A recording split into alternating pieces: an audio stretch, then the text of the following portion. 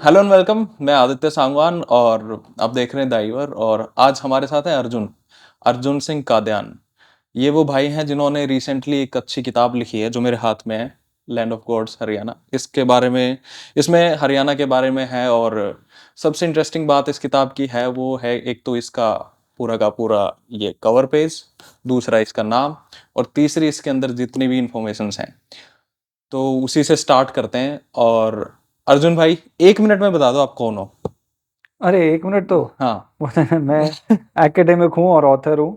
हाँ। Land of the gods the story of Haryana किताब मैंने लिखी है। हाँ। हाँ। 1 मिनट से कम हो गया ना?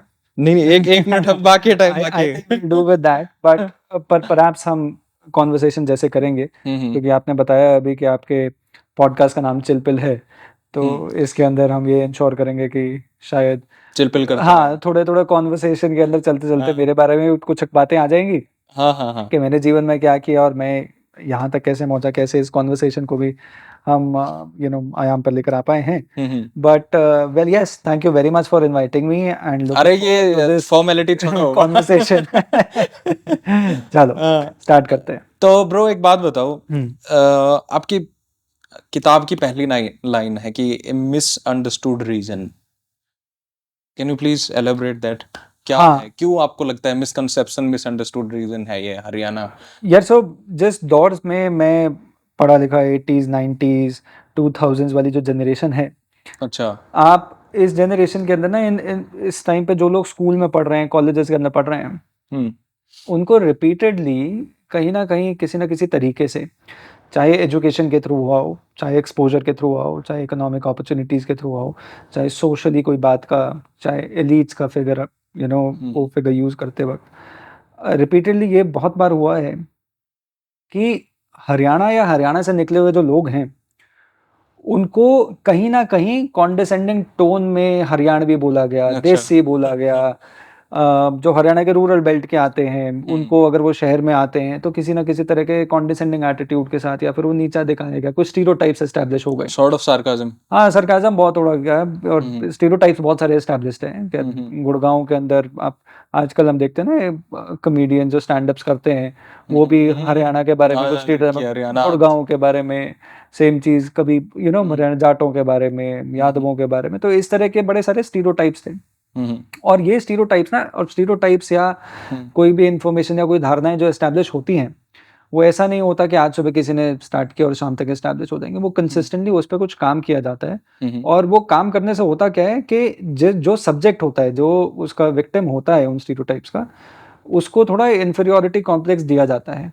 ओके। अ, और वो अननोन तरीकों से काम करता है। जैसे हम्म। मैं एक बार ये तामझाम लगा था, उससे पहले हम एक बार बात कर रहे थे ना कि कैसे 90s के अंदर ना, अ, हरियाणा से निकल कर, मतलब हरियाणा, किसी हरियाणवी को अगर ग्रो करना है लाइफ में, हम्म। तो ये बड़ा कॉमनली बोला जाता था कि भाई अगर इंडिया से बाहर चले जाओगे तो ग्रो करोगे। हरियाणवी को लेके था कि हरियाणा से बाहर चले जाओ तो ही कुछ ग्रोथ है। हरियाणा में रह गए तो या तो तुम गाँव में एग्रीकल्चर में इन्वॉल्व हो जाओगे, ठेकेदारी में इन्वॉल्व हो गए, राजनीति में इन्वॉल्व हो जाओगे, चौधर के झगड़ों में इन्वॉल्व हो जाओगे। तो ये जो सारी चीज़ें थी, उस वजह से बार-बार बोला जाता था कि हरियाणा से, अगर हरियाणवी को अगर ग्रो करना है, हरियाणा से बाहर निकले। पर बाहर निकलते ही आपको एक फर्स्ट हिट पड़ता था कि कैसे लोग आपको जज किया करते हैं। हाँ। हाँ। तो उस उन सारी चीज़ों को, उसका मेल-जोल अगर देखें, तो उससे मुझे थोड़ा वो लगा कि थोड़ा क्या मतलब, ये book is a product of my understanding of my people, intense reading, learning, experiencing, going on ground, लोगों से समझना कि हाँ, कई मायनों में जो हरियाणा या हरियाणवियों ने अचीव किया है आज़ादी के बाद, इनफैक्ट उससे पहले का भी एक बहुत लंबा इतिहास है, ग्लोरियस इतिहास है हरियाणा का। हम्म।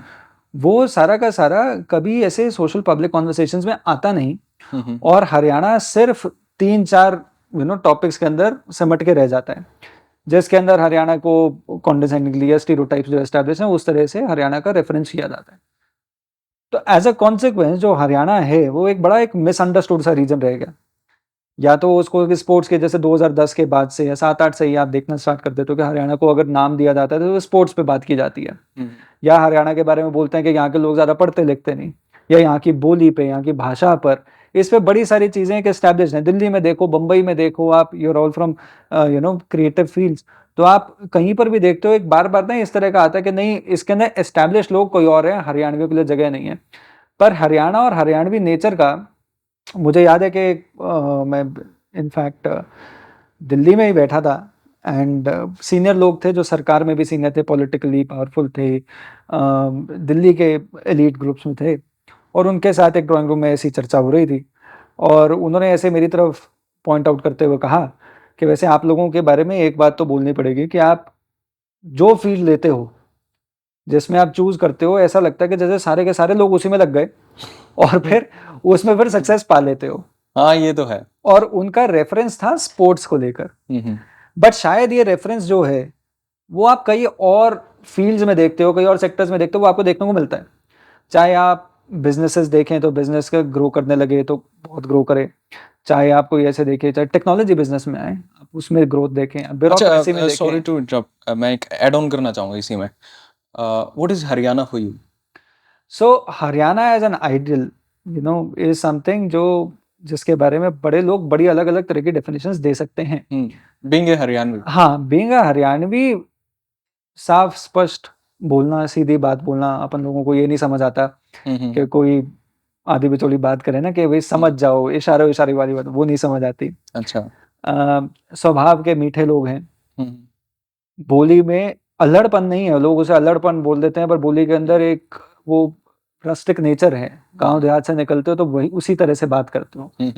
बट और हरियाणा की वो एक स्पिरिट है कि एक हरियाणवी होना, कि आपकी करेज या आपके हौसले को कोई चैलेंज नहीं कर सकता। आप कोई चीज करना चाहते हो, कॉन्फिडेंस। कॉन्फिडेंस है, कोई चीज करना चाहते हो, उसके अंदर आप बस लग जाते हो, करना है। इनफैक्ट जुझारू भी, हम बड़े बूढ़े यूज करते हैं एक वर्ड जुझारू। मेरे को पता नहीं कितने आपके लिसनर्स या व्यूवर्स समझ पाएंगे जुझारू। नहीं, सभी समझ। तो जुझारू एक जो शब्द है वो मेरे ख्याल से हरियाणवी स्पिरिट को बड़ा अच्छे से वो दिखाता है। Okay. हम इस बात का शाय नहीं करते कि कौन सा काम बड़ा है, छोटा है, कैसा है। एक डिग्निटी होना लेबर की, और उसके वो सारी की सारी चीजें, इन समागम, वो कॉन्फिडेंस, वो स्पिरिट, वो मार्शल स्पिरिट भी होना, वो मिलिट्री उसके अंदर भी जाना, कि एक कॉमनली बोली गई थी, एक वो बुक होती थी रेसेस ऑफ इंडिया या पीपल ऑफ इंडिया ऐसे करके, ब्रिटिश टाइम में लिखी गई थी। उसके अंदर एक कॉमनली बात बोली जाती थी, people who can wield the sword and plough at the same time. तो वो डिफेंड भी अपने आप को कर सकते हैं और खेती भी अच्छे से कर सकते हैं। तो वही चीज वो उस इन सारी चीजों का समागम एक हरियाणा और एक हरियाणवी स्पिरिट को वो कर सकता है।